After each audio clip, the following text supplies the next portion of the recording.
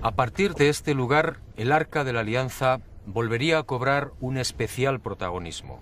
El pueblo hebreo estaba a punto de asistir a todo un gran prodigio. Sígame y juzgue por sí mismo.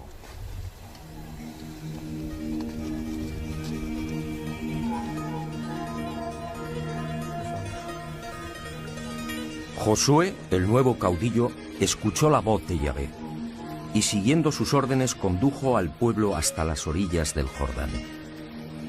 El arca fue alzada sobre los hombros de los sacerdotes y marchó a la cabeza de los hebreos. Y al tocar las aguas, el río se detuvo. Y dice el libro de Josué: Las aguas que bajaban de arriba se detuvieron y formaron un solo bloque a gran distancia, mientras que las que bajaban hacia el mar de la sal se separaron por completo, y el pueblo pasó frente a Jericó.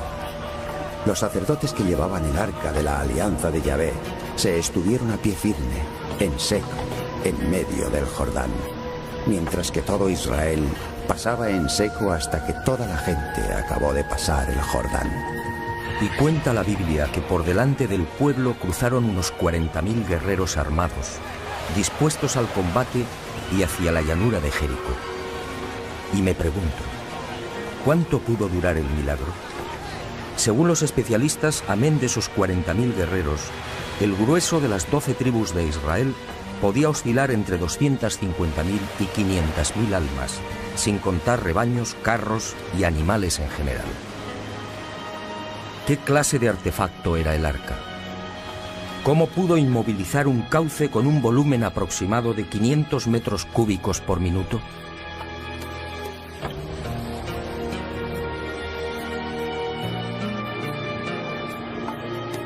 Algunos exégetas tratan de explicar el prodigio, afirmando que el corte de las aguas fue provocado por un seísmo que taponó el río con los bloques de marga existentes en la zona de Adam.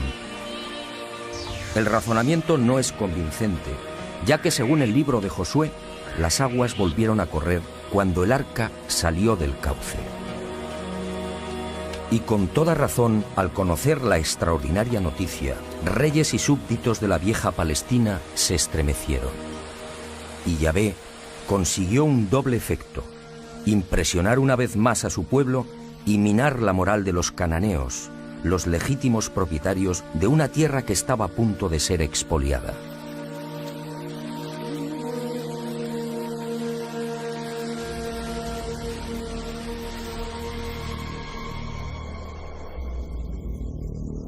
Días más tarde, el Arca de la Alianza actuaría de nuevo. Eso al menos es lo que se deduce del capítulo 6 del libro de Josué. Yahvé volvió a dirigirse a Josué y le dijo: Mira, yo pongo en tus manos a Jericó y a su rey. Vosotros, valientes guerreros, todos los hombres de guerra, rodearéis la ciudad dando una vuelta alrededor. Así harás durante 6 días. 7 sacerdotes llevarán las 7 trompetas de cuerno de carnero delante del arca. El 7º día daréis la vuelta a la ciudad 7 veces y los sacerdotes tocarán las trompetas. Cuando el cuerno de carnero suene, cuando oigáis la voz de la trompeta, todo el mundo prorrumpirá en un gran clamoreo, y el muro de la ciudad se vendrá abajo, y el pueblo se lanzará al asalto.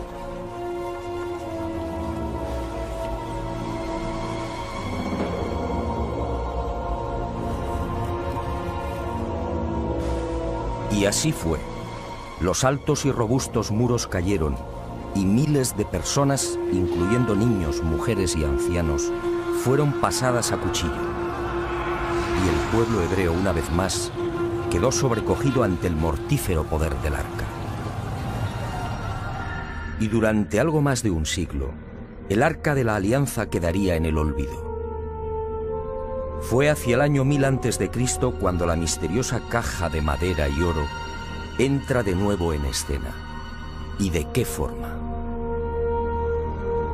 Los filisteos, el mítico pueblo llegado del mar y que en aquel tiempo ocupaba las costas de Israel, desafiaron al rey David. Las batallas se sucedieron y en una de ellas, ante la gravedad de la situación, los hebreos, recordando las antiguas hazañas del arca, optaron por sacarla del santuario de Siloé, donde había permanecido largo tiempo.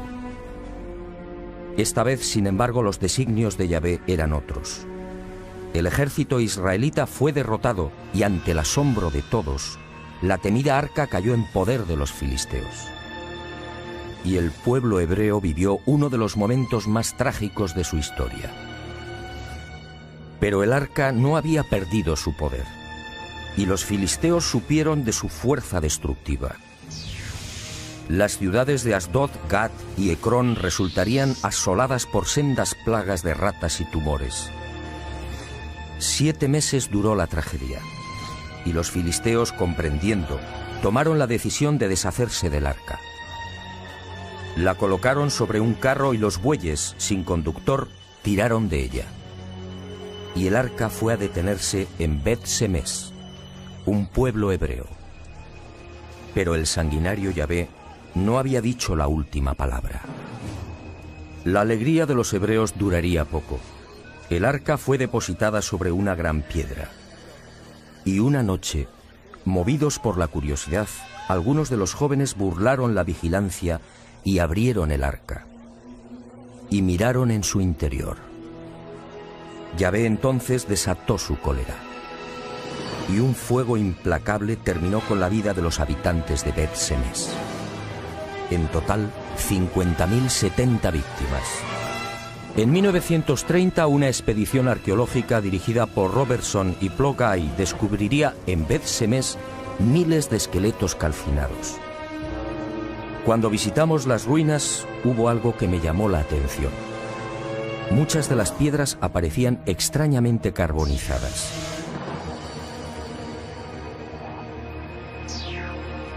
Los escasos supervivientes de Bet-Semes, al igual que sucediera con los filisteos, no consintieron que el arca siguiera en sus tierras. Y fue trasladada a las colinas de Kirjat Yarim, hasta que un día, hacia el año 928 a.C., el joven rey David decidió designar a Jerusalén como la capital de Judá. Y quiso que el Arca de la Alianza estuviera presente en la recién estrenada capital del reino. Y las desgracias siguieron acompañando al Arca. Esta vez ocurrió en el traslado desde las colinas de Kirjat Yarim. A un lado vigilante caminaba Usá, uno de los hebreos que la había guardado durante esos 20 años. De pronto, al llegar a la era de Nacón, lo accidentado del terreno puso en peligro la estabilidad de la carreta y del arca. Y Usá, tratando de evitar el vuelco, extendió la mano sujetándola. El libro segundo de Samuel es contundente. Entonces la ira de Yahvé se encendió contra Usá. Allí mismo le hirió Dios por este atrevimiento, y murió allí junto al arca de Dios. No es difícil imaginar la irritación del rey David al ver caer al voluntarioso Usá. ¿Qué mal había hecho? Y David suspendió el traslado a Jerusalén. 3 meses después, los rabinos informaron al rey. La familia que fue designada para guardar la mortífera arca había prosperado espectacularmente. Solo entonces fue recibida en Jerusalén.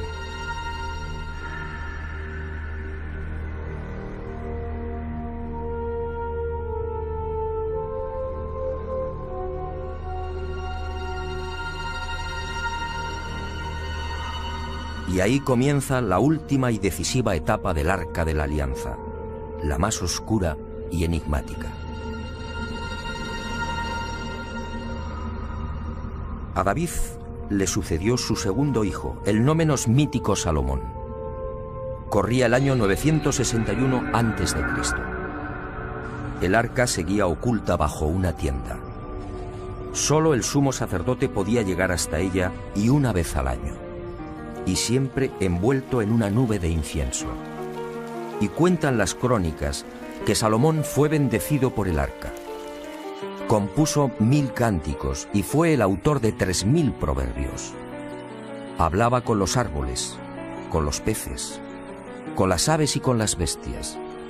Y su poder sobre la naturaleza fue tal que el nombre de Salomón sería utilizado como talismán. Pero la sabiduría no fue la única bendición.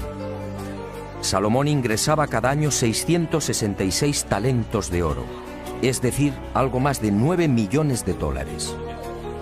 Su flota y comercio se extendieron en todas direcciones, llegando incluso a las remotas tierras de la India y China. Y agradecido, construyó para el arca un lujoso y deslumbrante templo, el primer templo de Israel. Una vez terminado, Yahvé se apareció a Salomón haciéndole una clara y trascendental advertencia. Si seguía sus mandatos y preceptos, todo iría bien.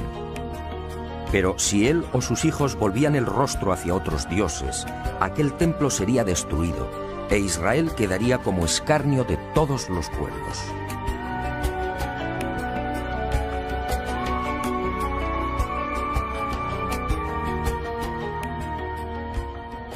Quiero que preste especial atención a esta advertencia de Yahvé al rey Salomón.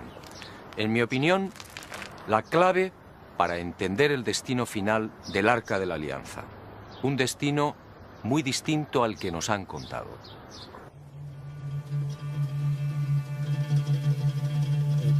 Fue durante la construcción del templo cuando Salomón solicitó ayuda a los grandes mercaderes del mundo conocido.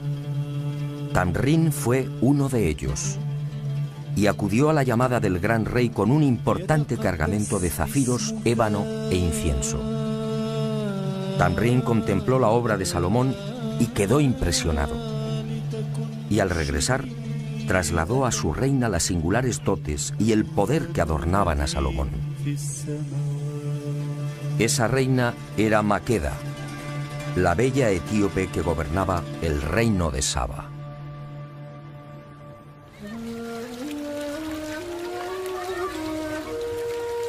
La reina de Saba no lo dudó.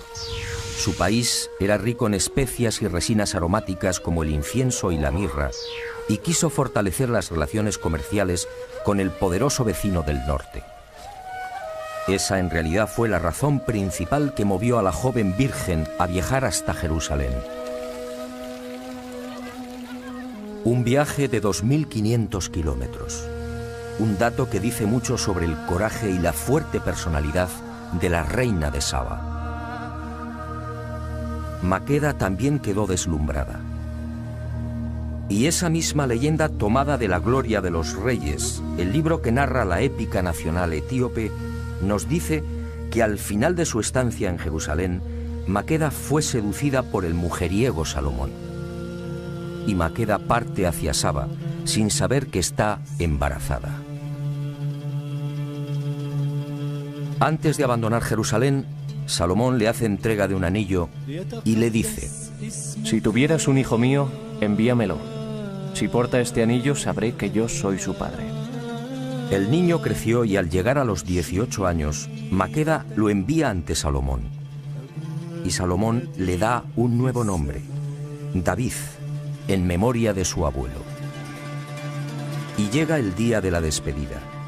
Salomón decide que el hijo de Maqueda sea escoltado hasta Saba por 1 millar de jóvenes, hijos de los principales dignatarios de Israel. La orden de Salomón no gusta a los israelitas, y según la leyenda etíope, sucede un hecho desconcertante. Uno de los jóvenes elegido para acompañar al hijo de la reina de Saba maquina un plan para vengarse de Salomón. El tal Azarías, hijo de Sadoc, el sumo sacerdote, se las ingenia para robar el Arca de la Alianza, dejando en su lugar una réplica. Y la comitiva se pone en marcha. Pero algo extraño sucede. Y según el libro sagrado de los etíopes, según reza en la Gloria de los Reyes, el poder del arca cubrió de nuevo a los caminantes. Sin saber cómo, hombres y carretas fueron elevados en el aire y transportados así hasta el vecino Egipto. Y planeando como el águila sobre el viento, la expedición gana las orillas del Nilo en un solo día. Un trayecto que exigía 13 jornadas. A su paso por Egipto, los ídolos son derribados.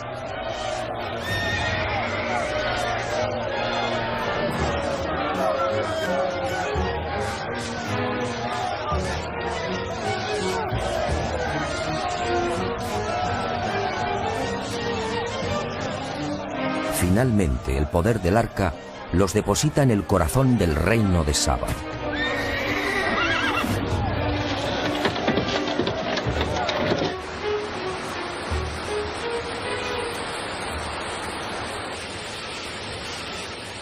El mítico reino de Saba, un próspero territorio que abarcaba parte del actual Yemen y Etiopía.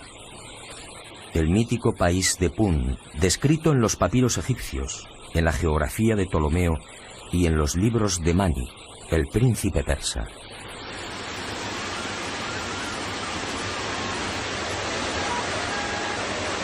El rico paraje del que partían el incienso, las especias, el oro rojo y las maderas sagradas. Es aquí donde la leyenda sitúa al rey Agabo, padre de Maqueda. El hombre que decapitó al dios serpiente Argüé, que controlaba y aterrorizaba a la región hace 3000 años. Un misterioso dios que habitaba en los cielos y que descendía a tierra con las lluvias. Una criatura mitad hombre, mitad reptil, que se alimentaba con la sangre de humanos y animales. Una criatura que, según los tuareg, ha sido vista en nuestros días en las ardientes arenas de los desiertos de Libia. Un ser de largos cabellos que recibe el nombre de Alma.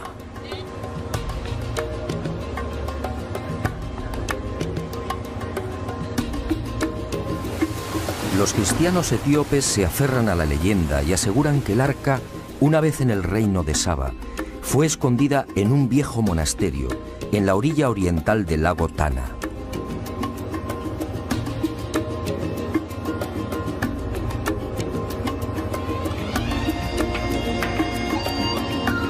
Y hacia allí nos dirigimos.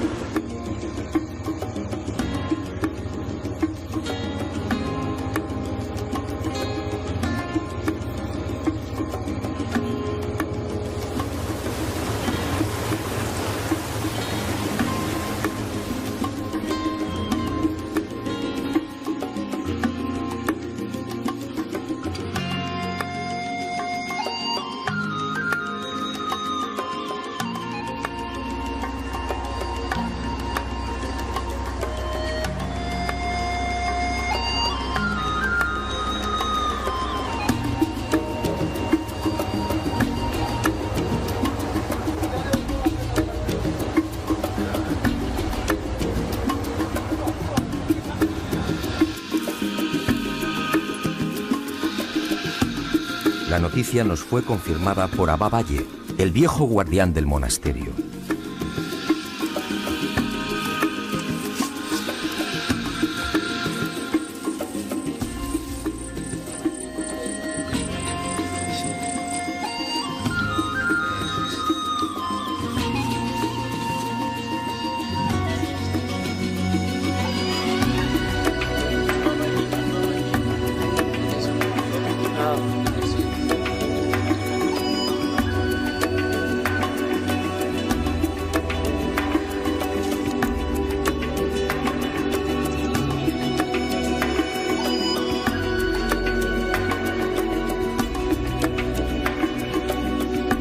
Y aquí permaneció durante 1100 años hasta que el rey Ezanas se convirtió al cristianismo en el 303 de nuestra era. Entonces, aseguró Abba, el arca fue trasladada a la ciudad de Aksum, la capital del reino de Maqueda.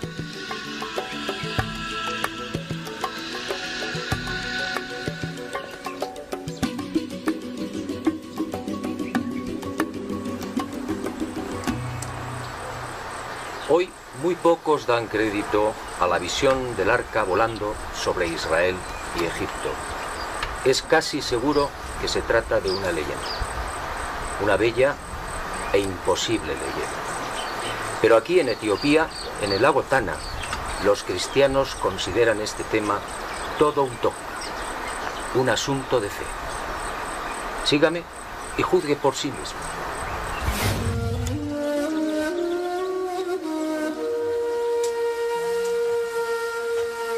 Y digo bien, una bella e imposible leyenda. Imposible porque, de ser cierta la maquinación de los jóvenes judíos, la Biblia a buen seguro la hubiera registrado. El robo del Arca de la Alianza, como sucedió en el caso de los filisteos, habría llenado de amargura al pueblo hebreo. Y Salomón hubiera perseguido a los profanadores hasta el fin del mundo.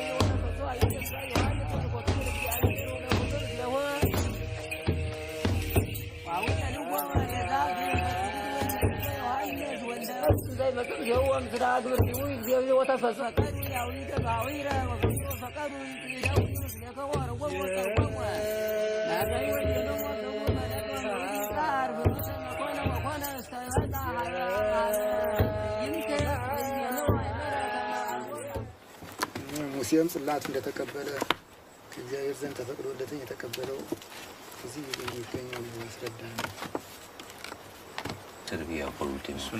ይሄ ደግሞ ነገስት ባላም ይባላል። La investigación, por supuesto, no fue sencilla. Los propios etíopes aparecen divididos a la hora de fijar el itinerario que siguió el arca desde su hipotética llegada al reino de Saba. Para algunos, la joven reina Maqueda, al recibir a su hijo y a los 1000 dignatarios judíos, eligió una fortaleza que llevaba su nombre para guardar y custodiar el preciado tesoro. Ese lugar era conocido como Dabra Maqueda, y la reina, según la gloria de los reyes, protegió el arca con 300 soldados.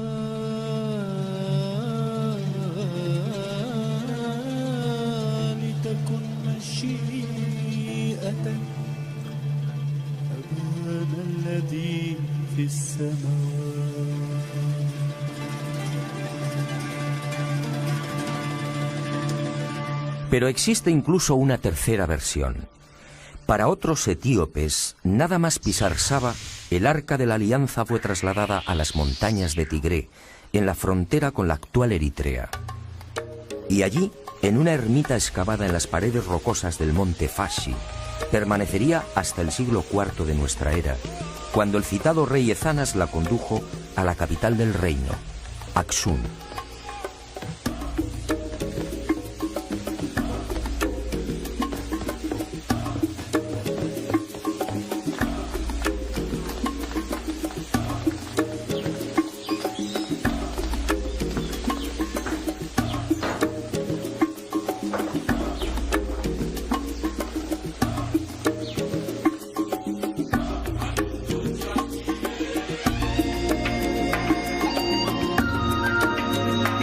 Según esta versión, en la región de Tigré sobrevivieron los descendientes de aquellos 1000 jóvenes israelitas que escoltaron el arca robada y al joven hijo de Maqueda.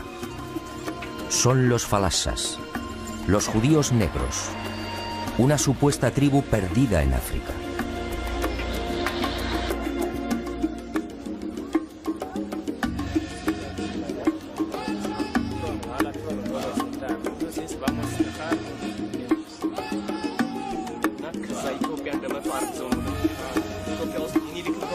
Uno unos etíopes que conservan buena parte del ritual y de los preceptos de Moisés. Unas gentes que se autodenominan Betá Israel, la casa de Israel.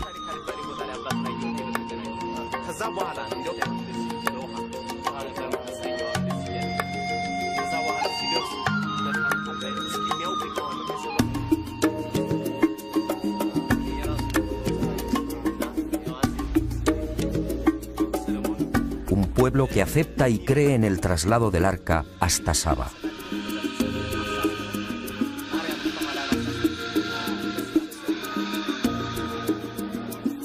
Y así nos lo confirmaron. Para ellos no hay la menor duda. El arca y las tablas están en Etiopía.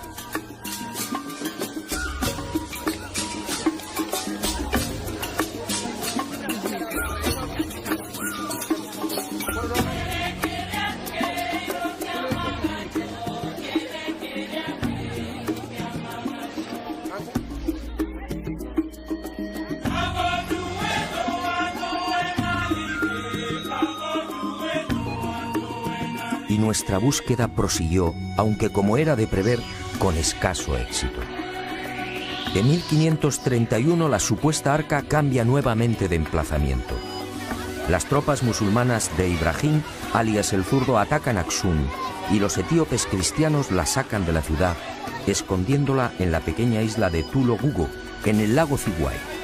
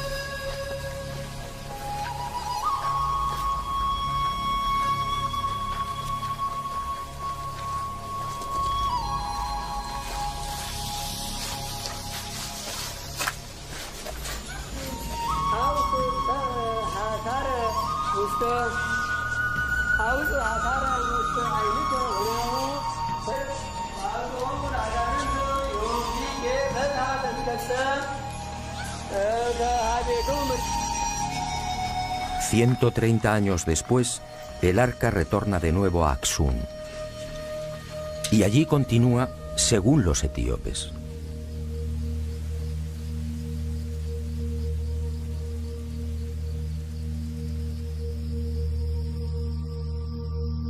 Fue inútil.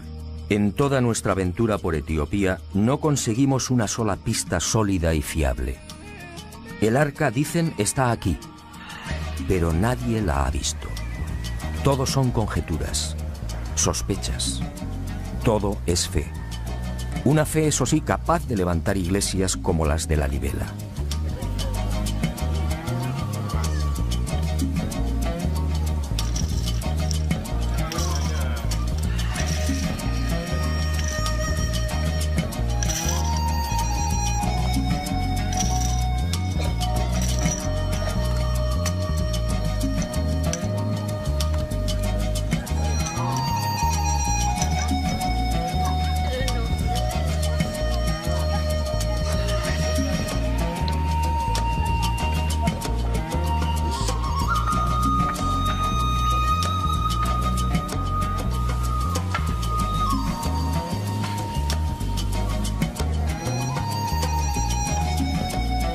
La Libela, otra ciudad santa para la fe etíope. Sus 12 iglesias excavadas en la toba volcánica hace 800 años son otras tantas oraciones en piedra. La tradición asegura que fueron talladas por el emperador Lalibela después de un viaje milagroso por el aire hasta Jerusalén.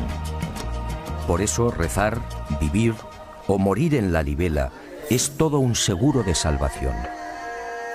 La Libela para los etíopes cristianos es la segunda Jerusalén. Así lo acreditan nombres como Betania, Gólgota, Río Jordán o Monte de los Olivos.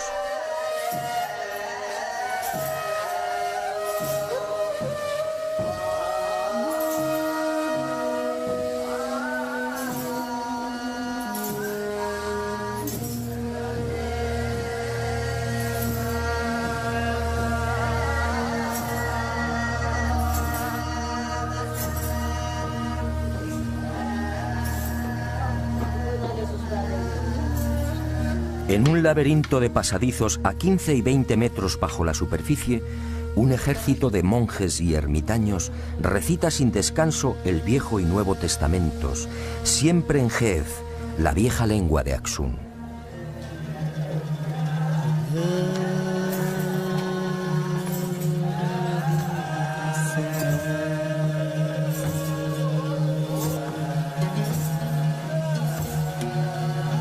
ليتقدس اسمك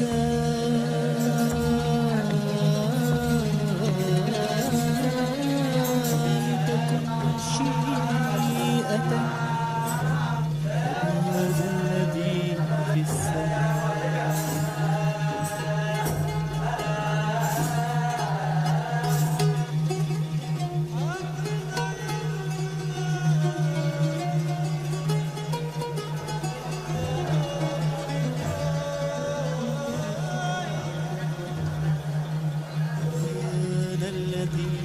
Y ha sido justamente esa fe la que ha mantenido a Etiopía frente al hambre, las guerras y la desolación.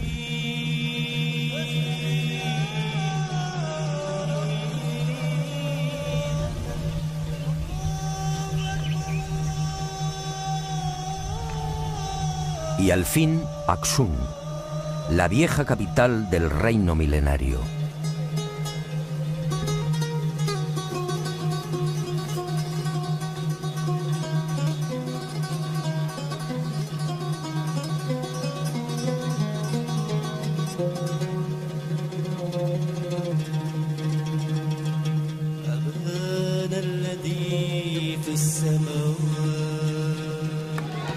En la actualidad, Axum es un lugar tranquilo y agrícola, sin casi memoria de su antiguo esplendor.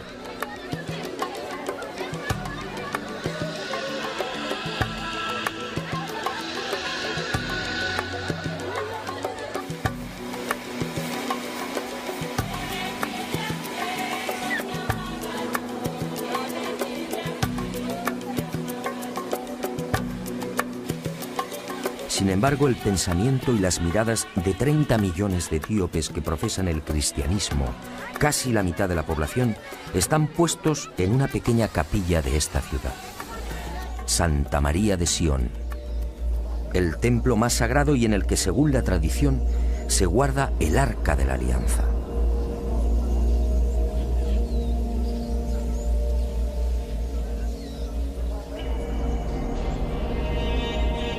Un arca que nadie puede ver.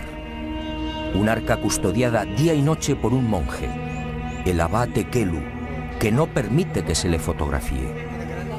Hablamos con el abá Mekonnen, custodio de los tesoros de Santa María de Sion, pero fue inútil. Aquí, según él, se encuentra la verdadera arca, la que fue robada al rey Salomón. ¿Ver el arca? Negó con la cabeza y exclamó: Ni siquiera Haile Selassie, el emperador, pudo verla. Si usted lo hiciera, si llegara a contemplarla, añadió, desaparecería. Se volvería invisible. En el mejor de los casos, quedaría ciego o paralítico. El guardián del arca es igualmente sagrado. Nadie debe filmarle. Planeta Encantado, sin embargo, lo consiguió.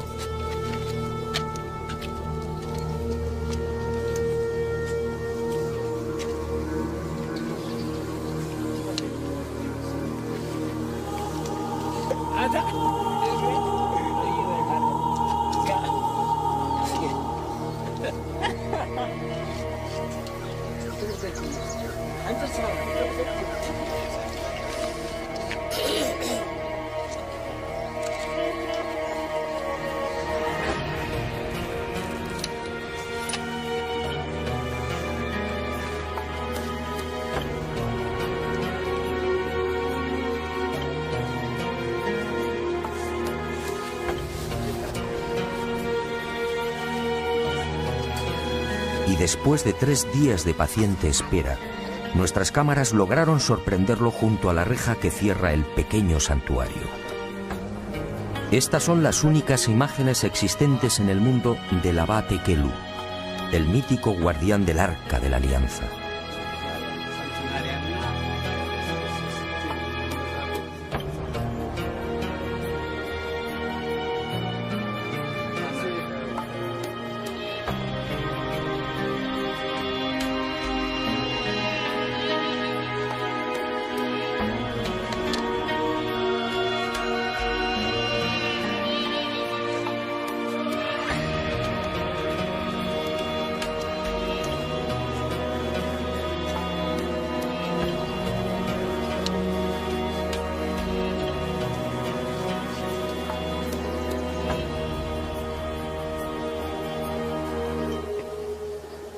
Es preciso ser sincero. Los etíopes no lo aceptan, pero ahí, en la capilla que tengo a mi espalda, jamás estuvo el Arca de la Alianza, al menos la auténtica. Tanto la historia como el sentido común lo niegan. Se trataría, en todo caso, de un bello sueño, un deseo imposible. Insistir no tenía sentido. Abate Kelu es un hombre especialmente entrenado para este tipo de visitas y preguntas. Tiene 74 años y lleva 4 como guardián del arca. Y así continuará hasta el día de su muerte. Jamás se aleja de la capilla. Hacerlo sería el peor de los sacrilegios. Abate Kelu es el único mortal que puede ver el arca. Y fue a lo largo de la investigación cuando descubrí algo que aclaró mis ideas en esta oscura y delicada historia. La fe de los etíopes en el arca y en el hecho de que fue robada y trasladada al reino de Saba se sustenta en un libro, el ya referido Kebra Nagás, o la gloria de los reyes. Lo que no saben o no quieren saber los cristianos etíopes es que esa épica nacional fue adulterada intencionadamente. Todos los historiadores coinciden. El libro en cuestión fue armado por un tal Yesak, un monje del siglo XIV. Se hizo eco de las leyendas y escritos que rodaban sobre la visita de Maqueda a Jerusalén y falseó la realidad, fundamentando así el supuesto origen sagrado de los emperadores etíopes. Un linaje nacido del mismísimo Salomón. Un linaje justificado por la sangre, por la unción de Salomón al hijo de Maqueda y por la presencia en Etiopía del Arca de la Alianza. De esta forma la nación etíope aparecía como la legítima heredera de Israel. Yesak falseó los hechos. La reina de Saba visitó a Salomón. Eso es correcto. Y es posible que tuviera un hijo con el gran rey hebreo. Y es verosímil incluso que ese hijo se trasladara a Jerusalén y que fuera educado en los preceptos de Yahvé, regresando a Saba con una nutrida escolta judía.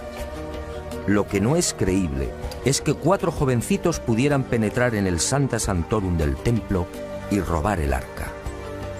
En aquel tiempo, de los 18.000 sacerdotes y levitas que atendían el culto, alrededor de 300 permanecían permanentemente en el interior del templo, sin contar el servicio de vigilancia exterior. Nadie, judío o gentil, hubiera podido llegar siquiera a las escalinatas que conducían al Santo de los Santos. ¿Qué fue entonces lo que pudo suceder? Cabe la posibilidad de que Salomón obsequiara al hijo de Maqueda con una copia del arca. Y esa réplica, en efecto, llegó a Saba. Eso fue todo. El resto es leyenda y, como decía, manipulación pura y dura.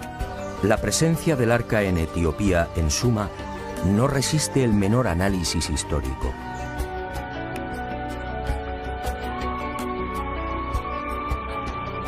Pero el invento etíope termina de venirse abajo cuando la Biblia vuelve a mencionar el arca casi 400 años después de la muerte de Salomón. En el libro segundo de los Macabeos se rompe el largo silencio y el autor Jasón de Cirene explica cómo la sagrada caja de acacia y oro es puesta a salvo de la invasión persa por el profeta Jeremías. ¿Qué había ocurrido? ¿Qué fue de la terrorífica arca tras la muerte de Salomón en el año 922 a.C.?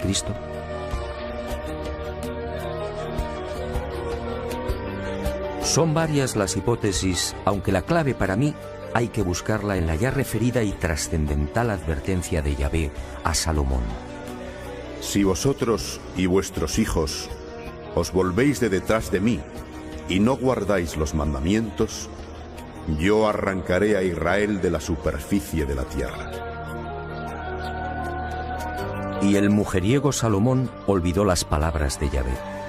Y cuenta el libro primero de los Reyes que, llegada a la ancianidad, el sabio y poderoso rey se dejó tentar por sus mujeres, adorando a los ídolos y construyendo incluso un altar a Quemos, una de las divinidades de Moab.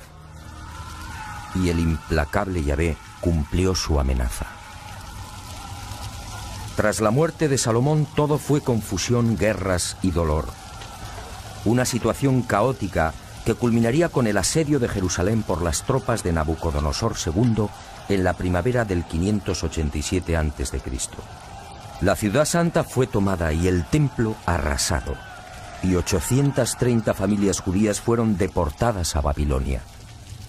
Y surge la gran pregunta: si la terrorífica Arca de la Alianza había sido utilizada a lo largo de la historia para combatir a los enemigos de Israel, ¿por qué no fue empleada contra la invasión persa?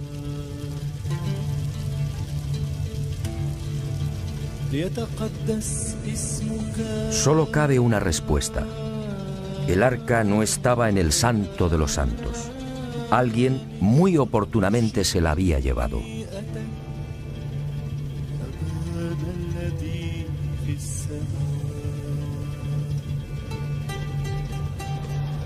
Para unos, el santo y sagrado emblema de Israel pudo ser escondido por Salomón en las grutas o laberintos existentes bajo la roca que hoy protege la cúpula de la mezquita de Omar.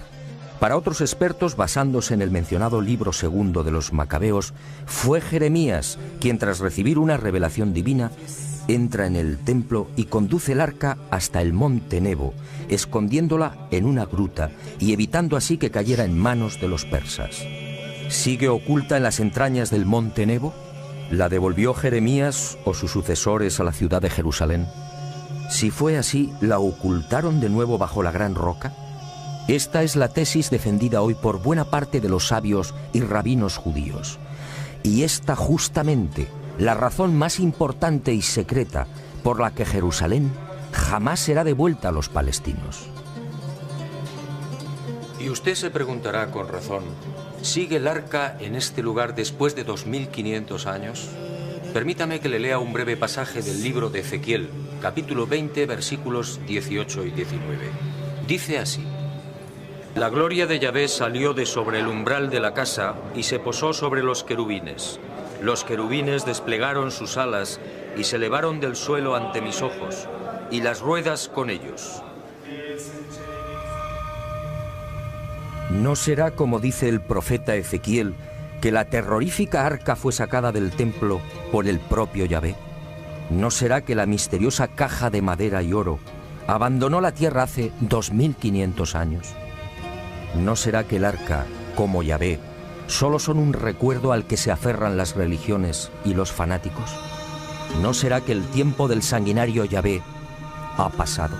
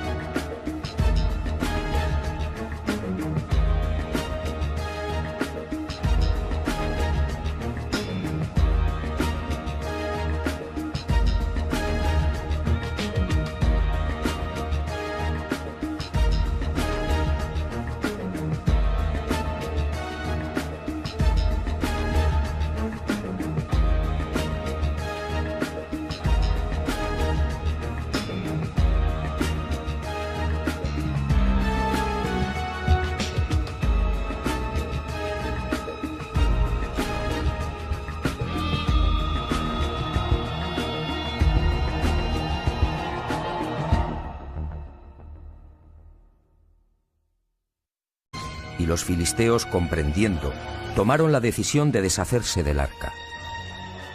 La colocaron sobre un carro y los bueyes, sin conductor, tiraron de ella. Y el arca fue a detenerse en Bet-Semes, un pueblo hebreo. Pero el sanguinario Yahvé no había dicho la última palabra. La alegría de los hebreos duraría poco. El arca fue depositada sobre una gran piedra. Y una noche, movidos por la curiosidad, algunos de los jóvenes burlaron la vigilancia y abrieron el arca. Y miraron en su interior. Yahvé entonces desató su cólera. Y un fuego implacable terminó con la vida de los habitantes de Bet-Semes. En total, 50.070 víctimas. En 1930, una expedición arqueológica dirigida por Robertson y Plogai descubriría en Bet-Semes miles de esqueletos calcinados. Cuando visitamos las ruinas, hubo algo que me llamó la atención. Muchas de las piedras aparecían extrañamente carbonizadas.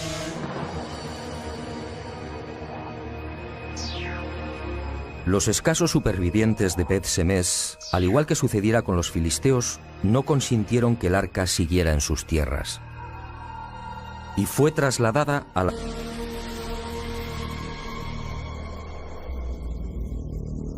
Días más tarde, el arca de la alianza actuaría de nuevo. Eso al menos es lo que se deduce del capítulo 6 del libro de Josué. Yahvé volvió a dirigirse a Josué y le dijo: Mira, yo pongo en tus manos a Jericó y a su rey. Vosotros, valientes guerreros, todos los hombres de guerra, rodearéis la ciudad dando una vuelta alrededor. Así harás durante 6 días. 7 sacerdotes llevarán las 7 trompetas de cuerno de carnero delante del arca. El 7º día daréis la vuelta a la ciudad 7 veces y los sacerdotes tocarán las trompetas. Cuando el cuerno de carnero suene, cuando oigáis la voz de la trompeta, todo el mundo prorrumpirá en un gran clamoreo, y el muro de la ciudad se vendrá abajo, y el pueblo se lanzará al asalto.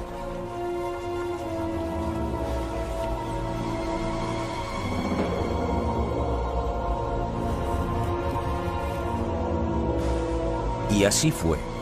Los altos y robustos muros cayeron, y miles de personas, incluyendo niños, mujeres y ancianos, fueron pasadas a cuchillo. Y el pueblo hebreo, una vez más, quedó sobrecogido ante el mortífero poder del arca.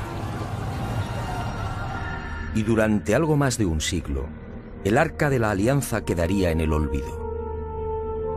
Fue hacia el año 1000 a.C.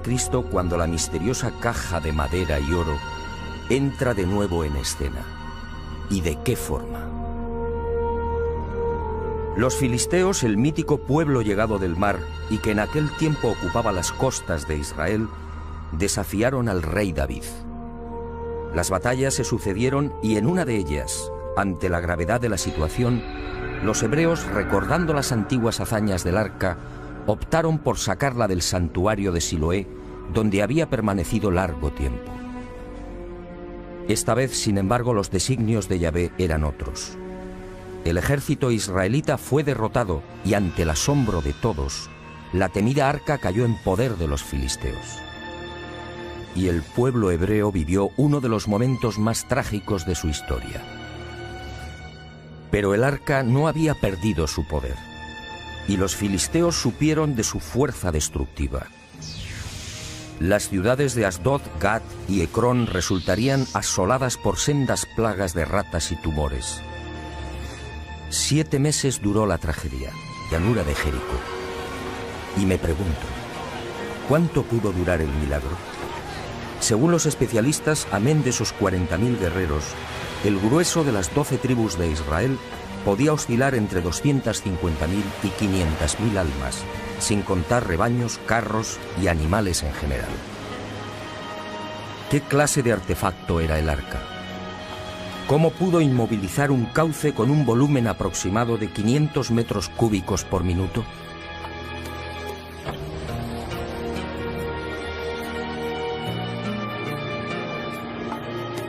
Algunos exégetas tratan de explicar el prodigio, afirmando que el corte de las aguas fue provocado por un seísmo que taponó el río con los bloques de marga existentes en la zona de Adam. El razonamiento no es convincente, ya que según el libro de Josué, las aguas volvieron a correr cuando el arca salió del cauce.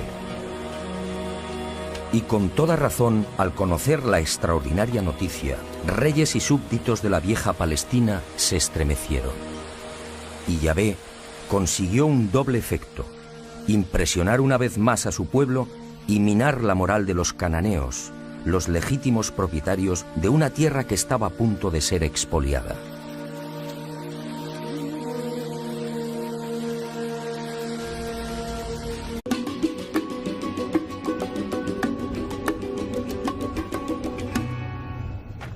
A partir de este lugar, el Arca de la Alianza volvería a cobrar un especial protagonismo. El pueblo hebreo estaba a punto de asistir a todo un gran prodigio.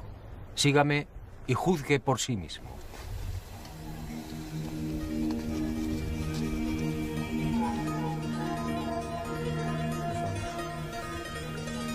Josué, el nuevo caudillo, escuchó la voz de Yahvé y siguiendo sus órdenes condujo al pueblo hasta las orillas del Jordán.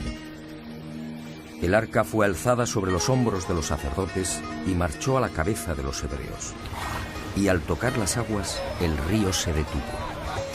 Y dice el libro de Josué: Las aguas que bajaban de arriba se detuvieron y formaron un solo bloque a gran distancia, mientras que las que bajaban hacia el mar de la sal se separaron por completo, y el pueblo pasó frente a Jericó. Los sacerdotes que llevaban el arca de la alianza de Yahvé se estuvieron a pie firme, en seco, en medio del Jordán, mientras que todo Israel pasaba en seco hasta que toda la gente acabó de pasar el Jordán.